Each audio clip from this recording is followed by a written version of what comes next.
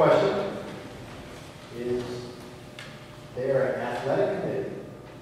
And is there a pay to play policy?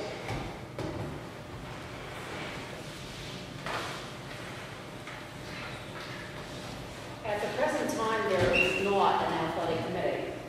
There was one established last June. We attempted to meet, and it seemed as though we actually had 2 meetings. The first one was fairly well attended, I think perhaps 45, 50 people there. The second one, I'm not sure, maybe 25 people. Out of both meetings, there were more issues that arose that somebody had to deal with.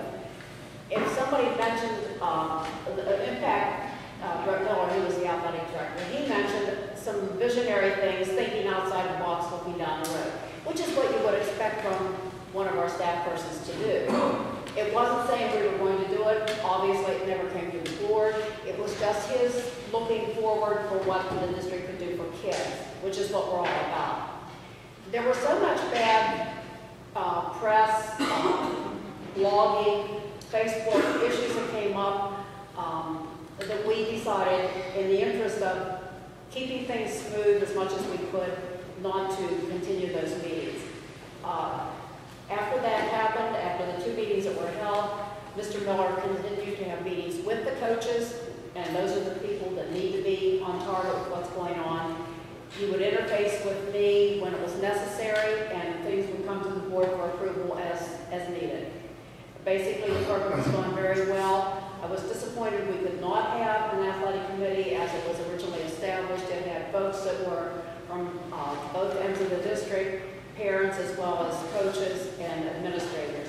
But it just didn't work out at that time, and we thought in the best interest of everybody that we would discontinue them for now. Perhaps sometime down the line we'll get them going again, but not right now. Thank you. Thank you.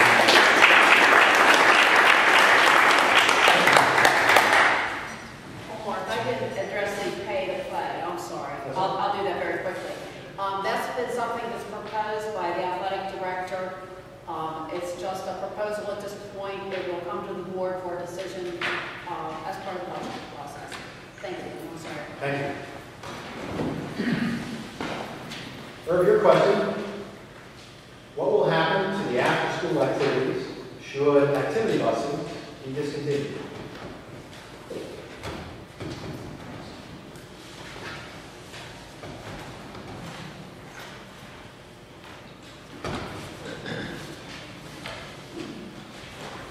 At this point, we have not made a decision on eliminating activity busing. That will be a part of the budgetary process. Should we have to do away with the activity buses, it will be the responsibility of the parents, grandpa, grandma, aunts, and uncles, to take care of the children. If they want them to participate in that sport, that activity, that's what's going to happen. Offhand, the cost of a bus for activity is, in the tens of thousands of dollars a year. With the budget constraints that we have, there has to be eliminations in some areas. This is an extracurricular activity, which is very important. My grandson, my granddaughters, they're involved in all kinds of activities after school. And if they're going to be, and we live over in the Baldwin area, I guess it will be our responsibility to get them and bring them home if we have to eliminate the activity buses. There are no easy answers to handling this budget crisis. Although, there are other people who think they have all the answers. But I haven't heard any proposal yet from many of them how we can handle all these crises and budget that we have.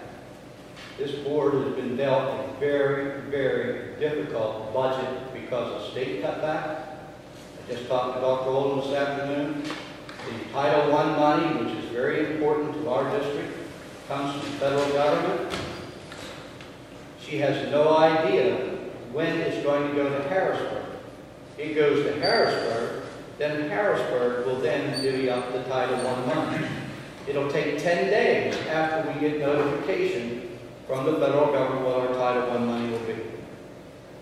This is the dilemma we have. We have not finalized anything on this budget. We have to try to get all the information we can from the state, from the federal government. This is a very difficult time. I don't want to see activity buses cut, but that may be one of the activities, one of the ways that we can save money. Thank you.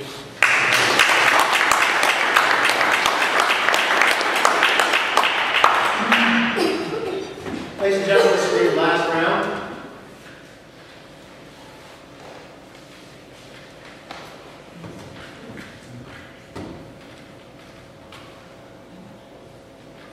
Question 4, Mr. Robinson. Question is, what are your plans for the future of all Ligonier Valley schools?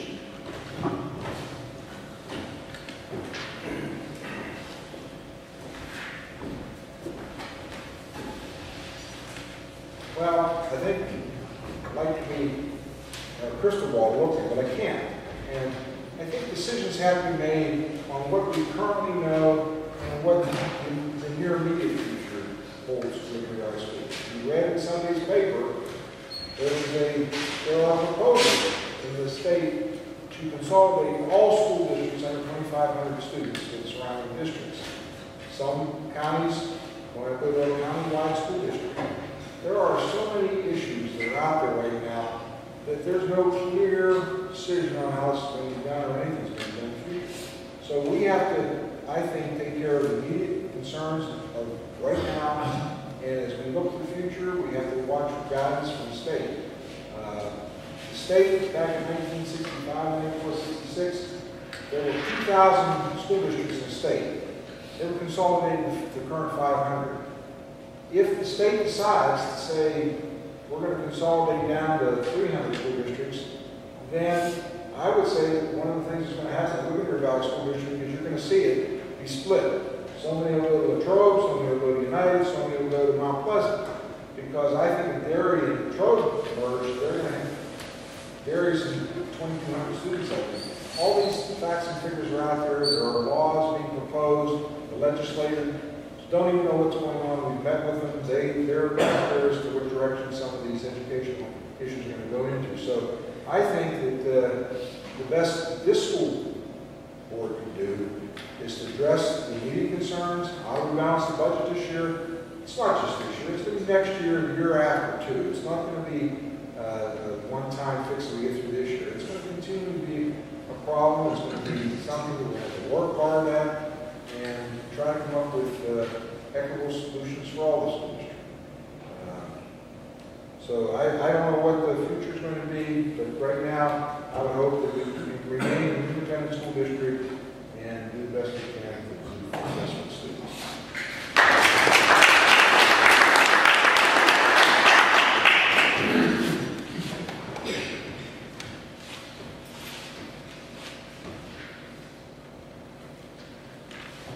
For you, Jack, your question is it a distinction amongst the various communities in our school district as to what they pay in the way of taxes?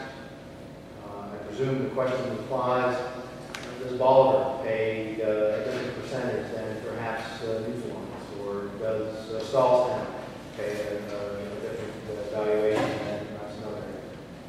You know what? I don't have a clue. I don't know. Fair enough. You can get back to that individual. Okay.